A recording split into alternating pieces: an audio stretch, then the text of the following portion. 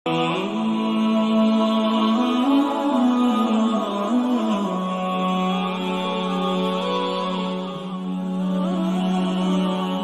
আলাইকুম ওয়া রাহমাতুল্লাহি ওয়া বারাকাতুহু। বিসমিল্লাহির রহমানির রহিম। এই মুহূর্তে বাংলাদেশ সহ বিশ্বের অগণিত দর্শক শ্রোতা যে প্রান্তে বসে আপনারা বাংলা ভিশন দেখছেন, আমি এইচ.এম. বরকতুল্লাহ আপনাদের সকলকে জানাচ্ছি শুভেচ্ছা এবং অভিনন্দন। মহান স্রষ্টা আল্লাহ তাআলার দরবারে শুকরিয়া আদায় করছি, আলহামদুলিল্লাহ। বিশ্বনবী জনাব মুহাম্মদ রাসূলুল্লাহ সাল্লাল্লাহু আলাইহি ওয়াসাল্লামের প্রতি দরুদ এবং সালাম প্রেরণ করেই শুরু করছি আজকের পরিবেশনা। প্রিয় দর্শক, আজকে আমাদের মাঝে অতিথি হিসেবে অংশগ্রহণ করেছেন বিশিষ্ট স্কলার, ইসলামিক চিন্তাবিদ, ঢাকা বিশ্ববিদ্যালয়ের প্রফেসর ডক্টর আতাউর রহমান মিয়াজি। আসসালামু আলাইকুম ওয়া রাহমাতুল্লাহি ওয়া বারাকাতুহু। জি স্যার, আপনাকে স্বাগত জানাচ্ছি আমাদের আজকের আয়োজনে। আপনাকে অনেক অনেক ধন্যবাদ, মোবারকবাদ। প্রিয় দর্শক, অনুষ্ঠানের প্রারম্ভেই আসুন আমরা একটি তথ্যচিত্র দেখি। বিজয়ের এ ধারাবাহিকতা ছিল অব্যাহত। 4 খলিফার যুগ শেষ হওয়ার পর উমাইয়া খলিফা ওয়ালিদের নেতৃত্বে এ বিজয় দুর্বার গতিতে বিস্তৃত হতে থাকে। 698 সালে মুসলিম সেনাদের রণনিপুণতায় উত্তর আফ্রিকার অধিকাংশ এলাকা মুসলিম সাম্রাজ্যের অন্তর্ভুক্ত হয়। সত্যের আলোয় উদ্ভাসিত হল তিউনিসিয়া, আলজেরিয়া, লিবিয়া, মৌরিতানিয়া ও মরক্কো। সত্যের এ আলোর ঝলক ছড়িয়ে পড়ল পার্শ্ববর্তী স্পেনে। এ সময় স্পেনের রাজা ছিলেন রডারিক। তিনি ছিলেন গোঁড়া খ্রিস্টান, ছিলেন স্বৈরাচারী ও অত্যাচারী। তার নির্যাতনে মানবতা হয়ে উঠেছিল নিষ্পেষিত। এ সময় চার্চের ক্ষমতা ছিল রাজাদের চেয়ে অনেক বেশি। রাজারা ছিলেন পুরোহিতদের হাতের পুতুল। রাজা ও পুরোহিত এ দুই শ্রেণীর মানুষই ছিলেন দুর্নীতিপরায়ণ, সীমাহীন, বিলাসী ও চরিত্রহীন। তাদের শোষণে শোষিত জনগণের আর্তনাদে ভারী হয়ে গিয়েছিল পৃথিবী। মরক্কোর অদূরে ছিল স্পেন শাসিত সিওডা দুর্গ। এ দুর্গের গভর্নর ছিলেন কাউন্ট জুলিয়ান। তিনি একটি প্রতিনিধি দল নিয়ে হাজির হলেন মুসা বিন নুসাইরের দরবারে। তিনি মুসা বিন নুসাইরকে স্পেনের রাজা ও পুরোহিতদের অকর্মের সব কথা জানিয়ে দিলেন আর মুসলিম মানবতাকে উদ্ধারে স্পেনে আক্রমণ করতে আবেদন করলেন। মুসা তার তলোয়ার কোষমুক্ত করলেন। তিনি বয়সে তরুণ তারেক বিন জিয়াদের নেতৃত্বে অভিযান প্রেরণের সিদ্ধান্ত নিলেন। 30 এপ্রিল 711 সাল মুসলিমগণ অভিযানের নিমিত্তে জাহাজে আরোহণ করলেন। স্বল্প রসদ আর অল্প সৈন্য নিয়ে শুরু হলো যাত্রা। ইউরোপের মাটিতে মুসলিম বাহিনীর প্রথম পদক্ষেপ। এ এক নতুন অনুভূতি। সৈন্যদের নিয়ে তিনি একটা পাহাড়ের কাছে অবতরণ করলেন। পরে ওই পাহাড়েই জাবাল তারিক বা তারিকের পাহাড় নামে বিখ্যাত হয়, যার শাব্দিক রূপান্তর জিব্রাল্টা। পাহাড়ে অবস্থান নিয়ে সেনাপতি তার নৌকা পুড়িয়ে দেন। এতে অবাক সৈন্যদের জিজ্ঞাসায় তারিক বলেছিলেন, আমরা ফিরে যাওয়ার জন্য আসিনি, হয় বিজয় নতুবা মৃত্যু। বিশাল সৈন্যের উদ্দেশ্যে তারিক বিন জিয়াদ এক ঐতিহাসিক যুগান্তকারী বক্তব্য প্রদান করেন। তিনি বলেন, এ আমার যোদ্ধারা, কোথায় তোমরা পালাবে? তোমাদের পেছনে সাগর, সামনে শত্রু।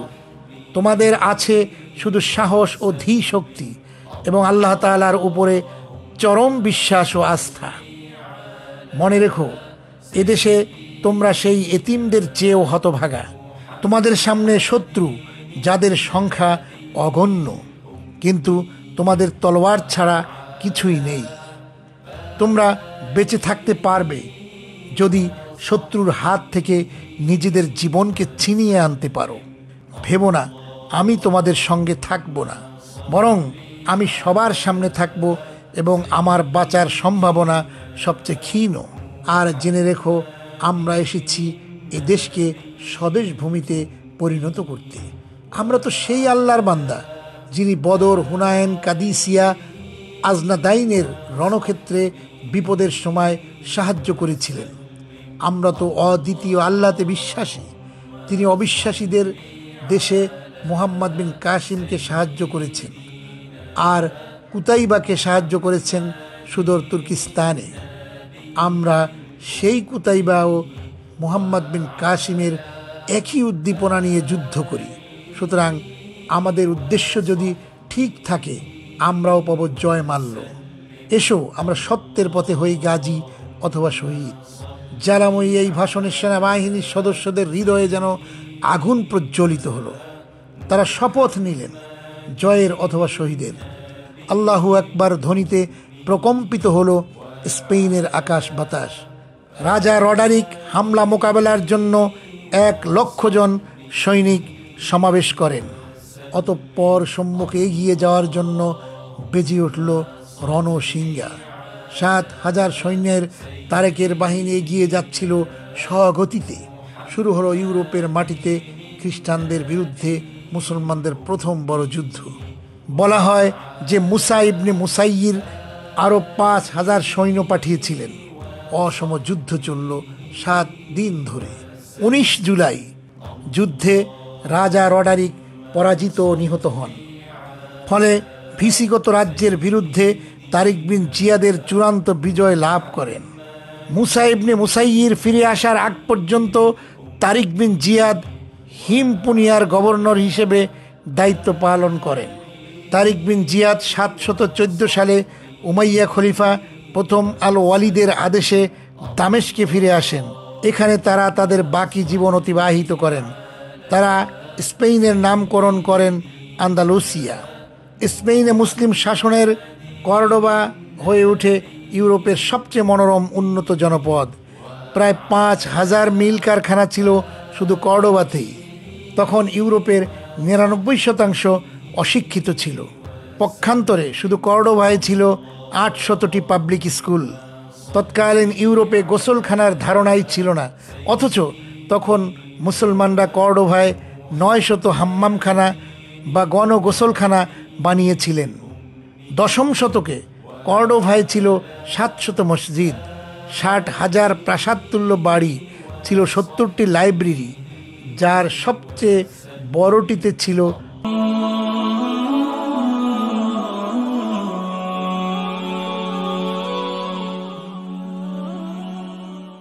প্রিয় দর্শক, আপনারা দেখছেন বিআরবি নিবেদিত আলোকিত কাফেলা, powered by BRB hospitals limited.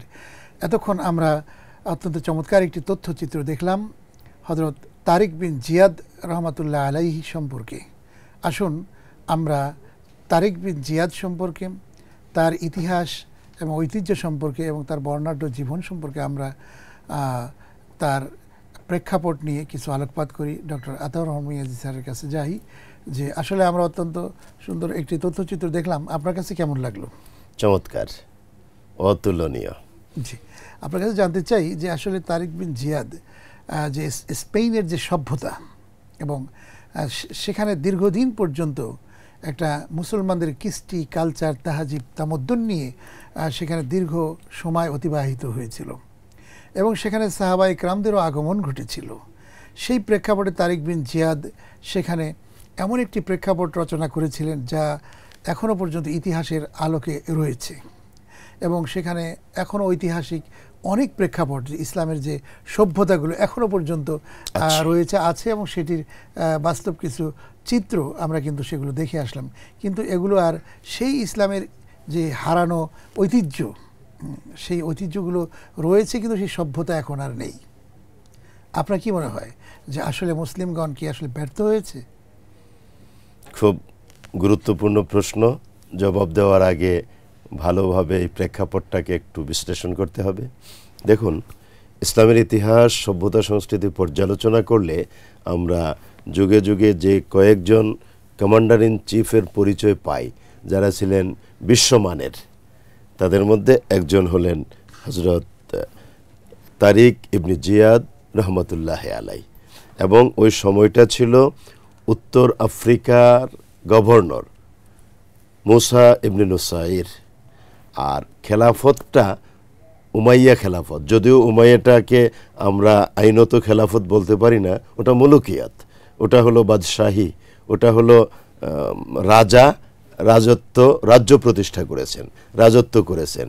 তাই ওই উমাইয়া রাজা আমরা প্রচলিত শব্দে বলে থাকি যে খলিফা আল ওয়ালিদ ইবনে আব্দুল মালিক। আব্দুল মালিক ছিলেন খুব বড় কোয়ালিটির একজন শাসক, উমাইয়া শাসক। তারই ছেলে আল ওয়ালিদ। আল ওয়ালিদের সময়ে ওই আমলটাতে মুসলিম ওয়ার্ল্ড সবচেয়ে বেশি সম্প্রসারিত হয়েছিল, যেমনটা হয়েছিল হজরত উমর ইবনুল খাত্তাব রাদিয়াল্লাহু তাআলা আনহুর সময়।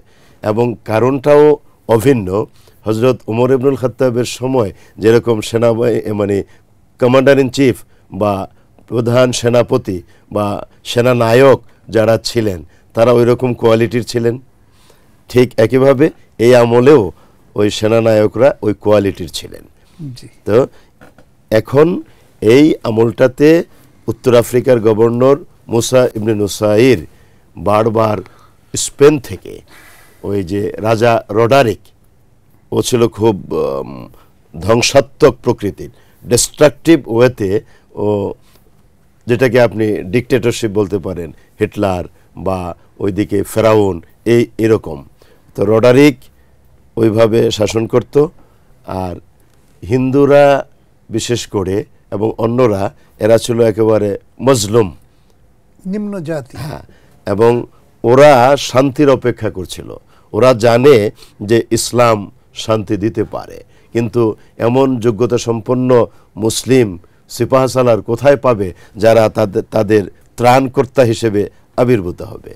পেতে দেরি হলো না, কারণ মহান আল্লাহ তাআলার ইচ্ছাই ছিল ওই ত্রাণকর্তা হিসেবে তারিক ইবনে জিয়াদ রহমতুল্লাহ আলাইকে প্রেরণ করা। ওটারই ব্যবস্থা করে দিলেন মুসা ইবনে নুসাইর, তাদের আহ্বানে সাড়া দিলেন। এবং তিনি টোটাল সৈনিক বলতে যোদ্ধা অস্ত্রশস্ত্র সহ এরকম ছিল 700, আর এদেরকে সহযোগিতা করার জন্য অ্যাসোসিয়েট সৈনিক এরা ছিল 300। এই টোটাল 1000 খানেক লোক ছিল। এবং তাদের 4টা যুদ্ধ জাহাজ ছিল। তারা 4টা যুদ্ধ জাহাজে এই সৈনিকেরা পাড়ি জমালেন। ওখানে দুটো জায়গা, একটা হলো উত্তর আফ্রিকার যে সমুদ্র উপকূল, আরেকটা হলো স্পেনের উপকূল। উত্তর আফ্রিকাটা ছিল মূলত দক্ষিণ পার্শ্বে, আর স্পেনটা ছিল উত্তর পার্শ্বে। দুইটার মাঝখানে একটা প্রণালী, পানি এদিক থেকে ওই দিক, ভূমধ্যসাগর থেকে প্রশান্ত মহাসাগরে যায়। এই যে প্রণালীটা, এটাকে বলা হয় জিব্রাল্টার। তো এই জিব্রাল্টার প্রণালীটাকে অতিক্রম করে দক্ষিণ দিক থেকে উত্তর আফ্রিকা থেকে উত্তর পার্শ্বের এই তীরে স্পেনে এসে পদার্পণ করলেন তারিক ইবনে জিয়াদ এবং অন্যান্যরা। এসেই তিনি যে কাজটা করলেন, এই যে কমান্ডার ইন চিফের যে কোয়ালিটিটা, তিনি বললেন যে জাহাজ কয়টা? 4টা। পেট্রোল আনো, আগুন ধরিয়ে দাও, জ্বালিয়ে ফেলো। জেলে ফেলা হলো। হুজুর কেন জ্বালিয়ে ফেললেন? জ্বালিয়ে ফেললাম এজন্য তোমরা যাতে পালাতে না পারো। সুতরাং এখন কোনো ভয় টয় কাজ করলে চলবে না। তোমার 3 দিকে বিশাল জলরাশি আর সামনে 1.5 লক্ষ শত্রু সৈন্য রডারিকের। তাহলে এই দিকে পেছনে হলে জিব্রাল্টার প্রণালী, ডান দিকে হলে প্রশান্ত মহাসাগর, বাম দিকে হলে ভূমধ্যসাগর, দি মেডিটেরেনিয়ান সি। সুতরাং 3 দিকের যে কোনো দিকে গেলে কাপুরুষ গভীর জলে ডুবে মরবে। আর সামনে শত্রু সৈন্য, সিদ্ধান্ত নাও কোন দিকে যাবে। ওই দিকে যেতে হলে মরলে গাজী, বাঁচলে শহীদ, এই কনসেপ্ট। এবং এর মানে এই না এদেরকে কাটো, এর মানে হলো তোমার দায়িত্ব তুমি পালন করবে, ওদের সামনে দাওয়াত দেবে। ওরা তো আলটিমেটলি আক্রমণ করলে তোমার প্রতিরক্ষামূলক, সেই আগের কথা, defensive, not offensive at all. তো এইবার সবাই রওনা হলো। এবং তাদের যে আনুগত্য, নেতার প্রতি, কমান্ডার ইন চিফের প্রতি যে আনুগত্য, শৃঙ্খলা, এগুলো লয়্যালটি, এগুলো তাদেরকে বিজয় এনে দিয়েছিল। এবং 1.5 লক্ষ সৈনিক কিছুই করতে পারেনি, কারণ আপামর জনসাধারণ, মাস পিপল, লক্ষ লক্ষ মাস পিপল শান্তির জন্য, শান্তির দূত তারিক ইবনে জিয়াদ রহমতুল্লাহ আলাইকে স্বাগত জানিয়েছিল। ওয়েলকাম, আহলান সাহলান ওয়া মারহাবা ইয়া তারিক ইবনে জিয়াদ রহমতুল্লাহ আলাই। ব্যাস, উনি গেলেন, এরা গেল। যাওয়ার পরে যেটা হলো, যুদ্ধ চলল কয়েক ভাগে বিভক্ত হয়ে। ওটার যুদ্ধের কতগুলো সিস্টেম আছে, 3 ভাগ।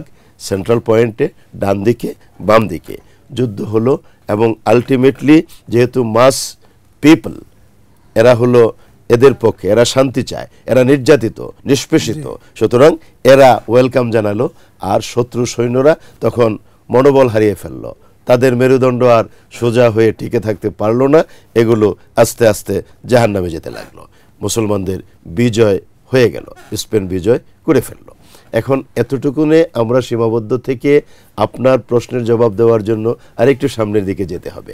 এই যে তারিক ইবনে জিয়াদ রহমতুল্লাহ আলাইহির মাধ্যমে 711 সালে, খুব আগে 711 সালে যে স্পেন বিজয় হলো এবং 1610 সালে স্পেন থেকে মুসলমানেরা চূড়ান্তভাবে বহিষ্কার হলো, তার মানে হলো 800 বছর, প্রায় 800 বছর প্রায় মুসলিম শাসন স্পেনে ছিল। তারপরেও মুসলিমরা চূড়ান্তভাবে বহিষ্কৃত হলো। ওদের যে রানী ইসাবেলা আর অন্যান্য যে ছিল এদের ষড়যন্ত্রে, এবং আলটিমেটলি মসজিদের ভিতরে মুসলমানদেরকে ঢুকিয়ে নিরাপত্তার নামে আগুন দিয়ে জ্বালিয়ে ফেলেছিল। আরও অনেক মর্মন্তুদ ঘটনা। মুসলমানেরা চূড়ান্তভাবে বহিষ্কৃত হলো, বিভিন্ন জায়গায় চলে গেল, আর যাদেরকে বন্দি করে রাখতে পেরেছিল তাদেরকে হত্যা করা হলো। আলটিমেটলি ওখানকার যে সভ্যতা সংস্কৃতির নিদর্শনগুলো, ওই নিদর্শনগুলো ওদের দখলে চলে গেল, আর মুসলিমরা ওখান থেকে বের হয়ে আসলো। তার মানে ইসলামের যে মৌলিক আইডিওলজি, আদর্শ, মূল্যবোধ, ঐতিহ্য, সিভিলাইজেশন, কালচার, ওইটা আর অক্ষুণ্ণ থাকতে পারলো না, টিকে থাকতে পারলো না। ওখানে টিকে থাকলো খোলসটা, দ্যাট ইজ রয়্যাল প্যালেসগুলো, ইউনিভার্সিটিগুলো, ওইগুলো আস্তে আস্তে ধ্বংসাবশেষ এর পর্যায়ে চলে আসছে। তার মানে ইসলামের যে মূল স্পিরিট, ওই স্পিরিটটা, যেই স্পিরিটকে বক্ষে ধারণ করে হযরত জায়েদ ইবনে কি বলে তারিক ইবনে জিয়াদ রহমতুল্লাহ আলাইহির নেতৃত্বে ওরা গিয়েছিল, তারা 800 বছরের ব্যবধানে ওই স্পিরিট থেকে দূরে সরে গেল। কারণ এরা, ওই শাসকরা, মুসলিম শাসকরা পরবর্তী পর্যায়ে জনগণের সাথে সম্পর্ক ওইভাবে রাখতে পারে নাই, এবং ইসলামের মূল নীতিমালাগুলো তারা ওইভাবে বাস্তবায়ন করতে পারে নাই, যার কারণে তারা ওখান থেকে মানে পরাজিত হয়ে বহিষ্কৃত হলো, বিতাড়িত হলো। জি, অনেক সুন্দর কথা বলছিলেন যে আসলে মুসলমানদের ইতিহাস ঐতিহ্যগুলো আসলে যেভাবে সংরক্ষণ ছিল, সেই জায়গা থেকে আসলে বিমুখ হয়ে চলে যাওয়ার মূল কারণটি ডক্টর আল্লামা ইকবাল রহমতুল্লাহ আলাই যেটি বলেছেন, আমার কাছে মনে হয় সেটি এর বাস্তব রূপ। তিনি বলেছেন যে ও জামানা মে মুআজ্জিজে মুসলমান হোকর আর তুম খর বনে হো তারিখে কোরআন হোকর। সেই যুগের মানুষেরা কোরআনকে ইজ্জত করে, সম্মান করে পৃথিবীর বুকে সর্বশ্রেষ্ঠ জাতি হিসেবে বিভূষিত হয়েছিল। আজকে তোমরা সেই কোরআন ছেড়ে দিয়ে তোমরা লাঞ্ছিত এবং বঞ্চিত হয়ে যাচ্ছ। আজকে আমাদের পৃথিবীতে মুসলমানদেরকে বিভিন্ন জায়গায় মার খেতে হচ্ছে, অস্তিত্ব বিলীন হয়ে যাওয়ার উপক্রম হচ্ছে। এখনও সেই হারানো ঐতিহ্য এবং ইতিহাস কিন্তু মুসলমান ফিরে পেতে পারে। তার কারণ মুসলমানের হাতে আছে এমন একটি গ্রন্থ, যে গ্রন্থ হচ্ছে অনাবিল, অকৃত্রিম, অবিকৃত অবস্থায় রয়েছে, যেটি শাশ্বত এবং চিরন্তন, যার নাম হচ্ছে পবিত্র কোরআন মজিদ। এমন একটি গ্রন্থ কিন্তু কারো হাতে নেই। এটি অত্যন্ত সায়েন্টিফিক গ্রন্থ, যেটির আলোকে মুসলমানরা যদি আবারও সিদ্ধান্ত নেয়, তাহলে কিন্তু সেই হারানো ঐতিহ্য ফিরে পেতে পারে। এবং সেখানে কিন্তু আমরা দেখি যে কোরআন, আসলে আপনি বলবেন যে আসলে মূল কথা হচ্ছে যে আমাদের কৃষ্টি, কালচার, তাহজিব, তামাদ্দুন, আমাদের এগুলো সমুন্নত রাখার জন্য আমাদের চলাফেরা, উঠা বসা, চাল চলন, আচার ব্যবহার, শিক্ষা দীক্ষার সামগ্রিক একটা পরিবর্তন সাধনের আসলে প্রয়োজন রয়েছে। আপনাকে অনেক ধন্যবাদ জানাচ্ছি যে ইতিহাসের আলোকে ব্যতিক্রমধর্মী আমাদের এই যে আয়োজনটি, আসলে পবিত্র রমজানুল মুবারকের মধ্যে বিভিন্ন অনুষ্ঠান হচ্ছে বিভিন্ন জায়গায়, আমাদের এই আয়োজনটি একটু ব্যতিক্রম। আমরা একটি ইতিহাস ঐতিহ্যের আলোকে এটি তথ্যচিত্র দিচ্ছি, এবং সেটার আলোকে আমরা আবার ইতিহাসের আলোকে শিক্ষা নিয়ে কথা বলছি। আপনার কাছে কেমন মনে হচ্ছে, সংক্ষেপে বলবেন? অত্যন্ত চমৎকার। আমি একজন শিক্ষাবিদ হিসেবে, যেহেতু পৃথিবীর মানুষ আমাকে জানে, চিনে, মনে করে, এবং ইসলামের ইতিহাস, সভ্যতা, সংস্কৃতি নিয়েই আমি পড়াশোনা করেছি এবং 34 বছর যাবৎ ঢাকা বিশ্ববিদ্যালয়ে পড়াই, সারা পৃথিবীতে এগুলো নিয়েই কথা বলি। সুতরাং আর এই ঐতিহ্যগুলো যেগুলো দেখলাম, এগুলো আমার প্র্যাকটিক্যালি দেখা আছে, আমি ওখানে গিয়েছি, ভিজিট করেছি। সো পড়ানোর সাথে দেখার সাথে যে একটা সামঞ্জস্য, ওটা আমার কাছে সবচেয়ে আকর্ষণীয়, গুরুত্বপূর্ণ, এবং কোন কারণে আমরা লাইনচ্যুত হলাম ওটাও স্পষ্ট, ওটাও রয়েছে। এবং ওইটাকে ধারণ করতে পারলে যে আমরা আবার রাইট ট্র্যাকে যেতে পারি এটাও সুস্পষ্ট। জি, অনেক ধন্যবাদ জানাচ্ছি আপনাকে। অত্যন্ত চমৎকারভাবে আপনি ইতিহাস এবং ঐতিহ্যের আলোকে কথা বলেছেন। আপনাকে অনেক ধন্যবাদ। আপনাকে অনেক অনেক মোবারকবাদ। প্রিয় দর্শক, আপনারা এতক্ষণ দেখলেন বিআরবি নিবেদিত আলোকিত কাফেলা, powered by BRB hospitals limited. আজ শেষ করছি, আগামী অনুষ্ঠান দেখার আমন্ত্রণ জানাচ্ছি। আপনারা সবাই ভালো থাকুন, সুস্থ থাকুন। আল্লাহ হাফেজ। আসসালামু আলাইকুম ওয়া রাহমাতুল্লাহি ওয়া বারাকাতুহু।